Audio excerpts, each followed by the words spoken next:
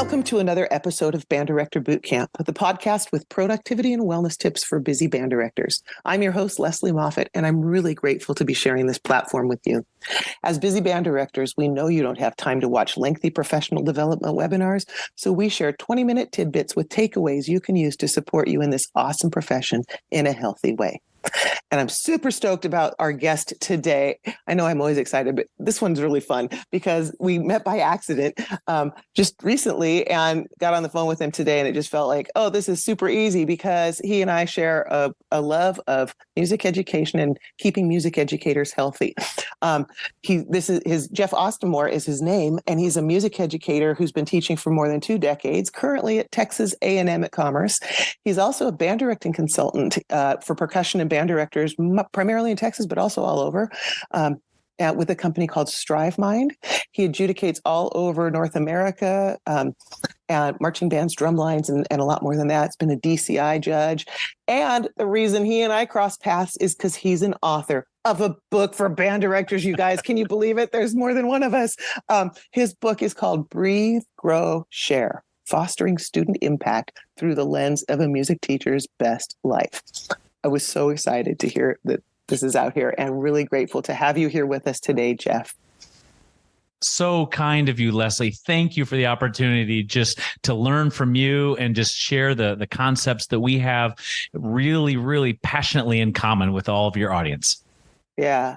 And I know that so many people will relate to you as they get to hear a little bit more about you and why you wrote this book and what you're going to do. But before we have you talk too much, the little teaser why y'all are going to stay put here with me today is because Jeff is going to talk about the 3 parts of his title, breathe, grow, and share. He's going to break those down for us and talk about why those are important to you and your sustainability and your work and all the good stuff. You guys, you might have a great education. You've invested a ton in becoming a music teacher, in all the college to pay for, probably still paying for it, all the things you've done, blood, sweat, and tears that you've put into this.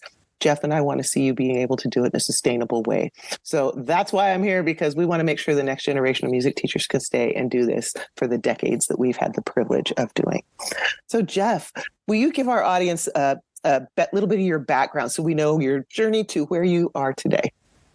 Yes, ma'am. I'm happy to. So just the fact, by virtue of me saying yes, ma'am, may be a dead giveaway, the fact that I teach in Texas, and that's how we talk down here. So believe it or not, I'm actually from Michigan, and my entire journey as a musician comes from my parents. My mother's side of the family is very gifted. My father's side, maybe not as much so, but I remember vividly sitting at the piano, and I loved playing the piano as a pianist. And because I was in parochial school, the school bussed us over in 6th grade to the local middle school, and I fell in love with the band program there. Homogeneous classes for a little bit of the time, and the band director was a percussionist with a lot of technique that was very, very enticing for me to learn more. And because I was a pianist, I was fairly good at being a percussionist, but then my love for really, really deep literature came when I was in high school with an incredible band director by the name of Michael Kaufman. And Mr. Kaufman took us to Midwest, and we had some fantastic experiences early on. And my journey just kept opening and opening and opening when I just wanted to play with more and more ensembles. Well, fast forward through my undergraduate and then graduate years, my first job out of graduate school was in Texas, where I was doing some work as an undergraduate at the University of North Texas. So I started teaching at the University of Texas, Arlington back then, started writing music for different drum and bugle corps in high schools and such. And then through that experience of teaching, I really saw so many of my colleagues start to suffer from so many things that were not in focus, their own lives, their own enrichment of all the things that we know are important to take care of ourselves. Because in the end, the irony is that our students suffer when we do not prioritize ourselves. So my good friend and business partner, Mr. Mike Garcia, a terrific teacher, formed a company called StriveMind. And in StriveMind, our whole mission is to encourage students and directors to strive to be the very best people and musicians we can. You know, when we say take care of ourselves, people are like, oh, we don't have time, right? Because who has time for that? What would we say if we were playing an instrument and we broke a reed right before, we don't have time to get a new one? you make time. You make time, or you can't play the instrument, right? Or if the screw Right. falls out, or a valve needs to be oiled, you have to do those things for the instruments we play. We would never neglect those. And so, but it's hard to find time and the like. But I want you to talk to us today about your book title and each of the sections and what it represents. And so those people who will want to check the book out later will know what's in it. And this gives some people maybe a different perspective or a different way to think about things than they might have. So Breathe is the first part. Tell us about that.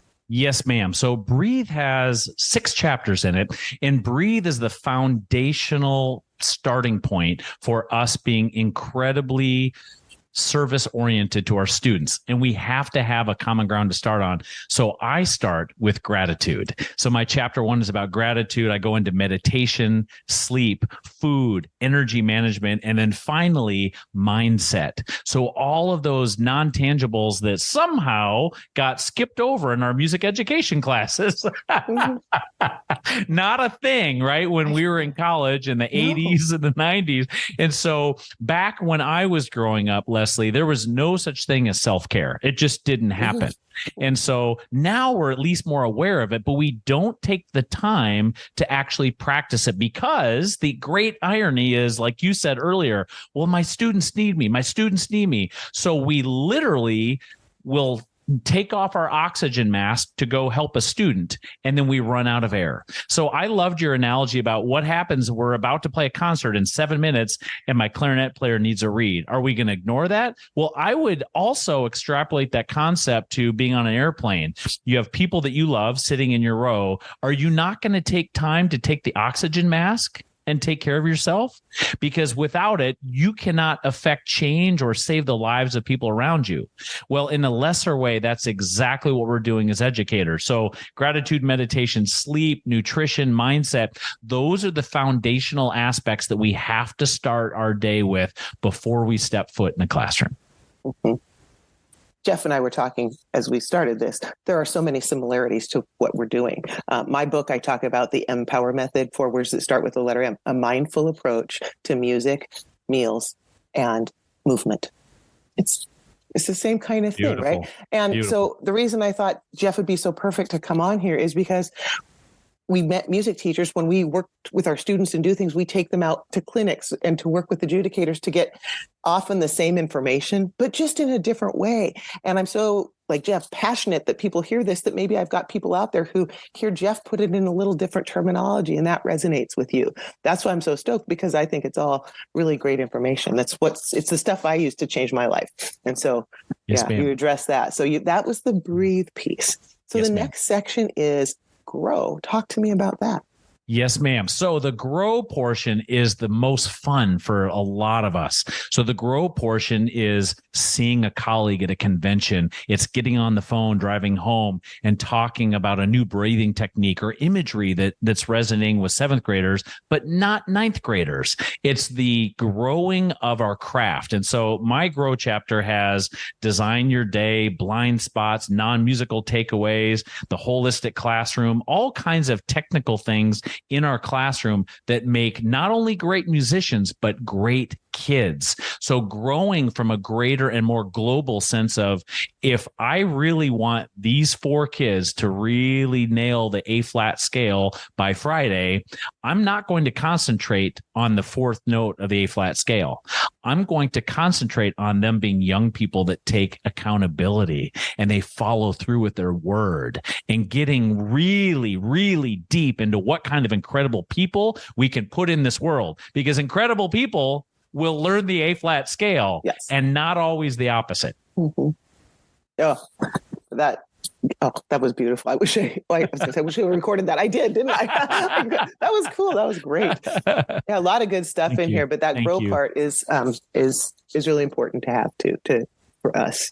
I felt like part of my I didn't grow in some ways as a musician. I felt I didn't play as a mom. raised 3 children and taught high school band for decades. Right. I didn't play in an ensemble. That was my thing I gave up. And I felt like I didn't grow that way. And so 4 weeks ago, I started in a community band. Yes. It's all women. It's almost all band directors here in our region, the North Seattle area. And so that piece, like, this fresh growth. And then, like you're saying, we get there early and talk about what tunes are you doing? Are you sixth graders this? Yes. Yes. And so that has been just, it's in so many more ways. And it's just, I feel just renewed. So all you folks that feel any stagnancy out there, find something that lights you up again. Yes, I love that. Before we get to your final part, Jeff, I want to invite the listeners to take a minute to think about how you can put some of these practices that we talk about on this podcast into practice in your own life. Welcome, Band Director Bootcamp listeners. If you're feeling a bit burnt out and are ready for support and accountability partners in your wellness and productivity, we have an amazing opportunity for you. Join our 90-day virtual boot camp, a community initiative designed for busy band directors like you who love their job but seek a more sustainable approach. We'll meet weekly, discuss your wellness goals, and develop strategies to help you achieve them. We'll tackle productivity hacks and fine-tune systems for the upcoming school year. With 35 years of experience, I've got some tricks and tips up my sleeve that I can't wait to share. So, as we move into a new season of our lives, if you want to feel empowered and supported by like-minded individuals, this is your chance. Reach out to me at banddirectorbootcamp.com or click on the link in our show notes to schedule a 15-minute call. Let's ensure this is the right fit for you, get you signed up, and embark on this wellness journey together. Because together, we rise. All right, we are back with Jeff Ostermore here on the podcast, who's been talking about his book, Breathe, Grow, and Share, about the fundamental pieces in this book and why they're such important building blocks to a healthy band director, which turns into a healthier band.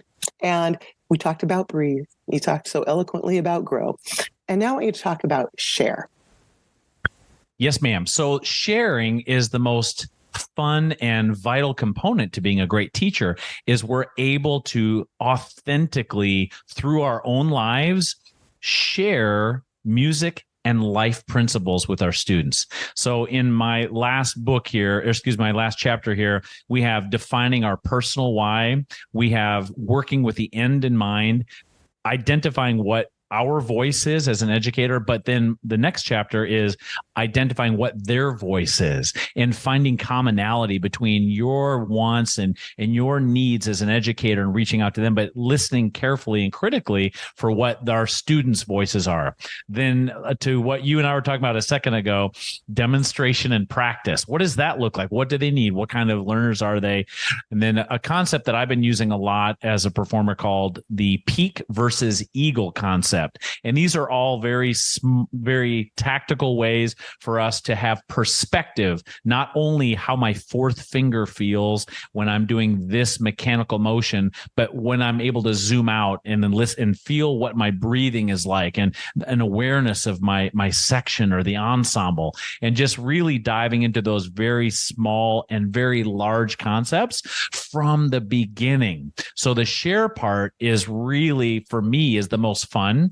Trying to show up as authentically as I can, learn as much as I can as an educator, but then sharing everything that I know in an age-appropriate way as they scale their musical skills.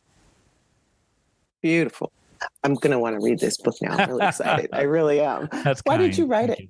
Why did you decide to write a book? Yes, ma'am. I wrote it because I was experiencing brilliant, and I mean brilliant, music educators all across the state of Texas start to lose hope. Because for one reason or another, they felt like they were losing sight of why they became music educators, Leslie. And I saw more often than not, they were using the excuse of, well, I need to because of, and this student needs me, and so on and so forth. While none of those are untrue, they're also wildly out of order. And so I found myself saying less and less about which month did you start this concept? What kind of imagery are you using? Do you know about the adolescent brain and what tetrascales are and pentachord and all these things? I found myself zooming away from that and saying, how much sleep are you getting? Do you eat a lot of carbs? Do you meditate in the morning? Do you know what a 457? Do you know what a Roth IRA? I know you're stressed about finding. Oh, you have student loans. Are you saving to invest? I mean, so everything other than the moment in the classroom, they thought they were hiring me for. And now let me be super clear, Leslie, I'm a huge nerd. So there's no bigger pedagogue nerd on planet Earth, especially for a percussionist than me. So I will talk about which day of the month and this part of the year that we should start keyboards versus pad skills and what a pentachord should look like and so on and so forth. Yes, but not at the expense of the music educator that's showing up day after day after day that feels like they're just slowly going underneath the water. If they don't feel like there's financial hope, oh, teachers don't make very much money. Well, that's largely true. But remember, retiring with dignity and having wealth later in life has little to do with income. It has everything to do with your habits and being smart about the income we do receive as teachers. In fact, I'll just go off on one quick tangent and I'll wrap up. And that is, do you know that one of the highest occupations in the United States for millionaires is teachers?